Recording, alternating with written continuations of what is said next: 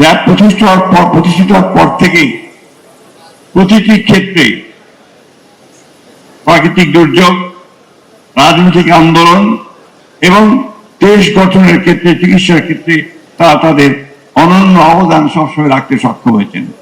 বিশেষ করে আমি তাদেরকে ধন্যবাদ জানাতে চাই যে বিভিন্ন প্রাকৃতিক দুর্যোগে র্যাবের সদস্যরা যেভাবে ঝাঁপিয়ে পড়েছেন মানুষের চিকিৎসার জন্য। বিশেষ করে যখন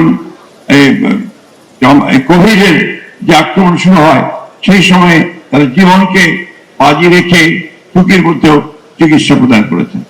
রোহিঙ্গার থেকে যখন আপনার মিয়ানমার থেকে রোহিঙ্গারা আসতে শুরু করে সেইখানে তাদের চিকিৎসা প্রদানের জন্য র্যাব যে চিকিৎসা কেন্দ্র করেছিলেন দীর্ঘদিন ধরে সেটা চলেছে। আমরা তাদেরকে সেই জন্য আন্তরিকভাবে ধন্যবাদ এবং কৃতজ্ঞতা জানাই।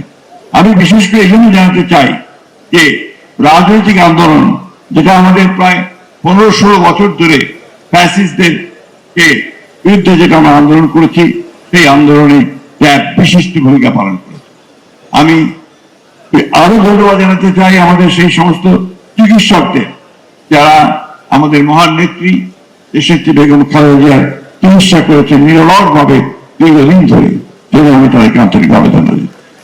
আমরা সব তাকিয়ে আছি আমাদের নেতা তারেক রহমান সাহেবের দিকে, কারণ তিনি বাংলাদেশে যখন প্রথম আসলেন সে একটা ভয়াবহ ফ্যাসিস্ট শাসনের পরে এসেই তিনি প্রথম যে কথাটা বলেছিলেন যে আই হ্যাভ এ প্ল্যান। সেই প্ল্যান তিনি শুরু করেছেন নির্বাচনের পরে, নির্বাচিত হওয়ার পর থেকে।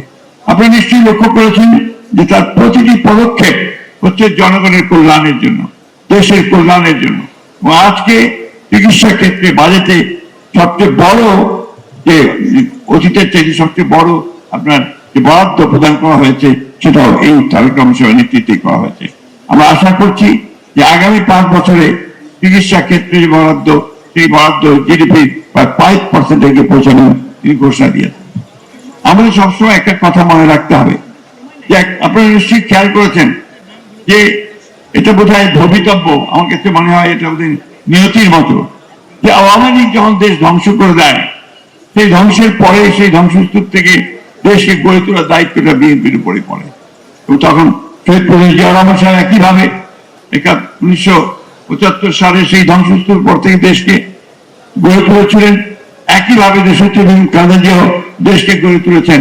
আজকে আবার এই দায়িত্ব এসে পড়েছে তাদেরই পুত্র আমাদের সকলের, যার দিকে তাকিয়ে আছি তারেক রহমানের দিকে।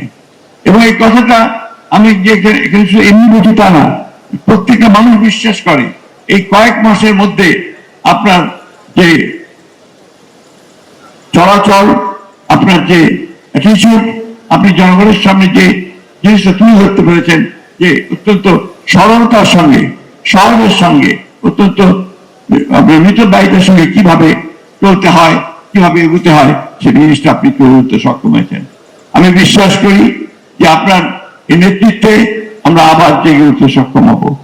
একটা কথা আজকে না বলে পারছি না, যখন এই পথচলা শুরু হয়েছে দেশকে নতুন করে গড়ে তোলবার জন্য আমাদের নেতা জনাব তারেক রহমান সাহেব কাজ শুরু করেছেন, চতুর্দিকে একটা নতুন করে দেশ গড়বার আন্দোলন শুরু করতে যাচ্ছেন, সেই সময় একটা মহল আবার দেশকে অস্থির করে তোলবার চেষ্টা করছে। এটা অত্যন্ত দুঃখজনক।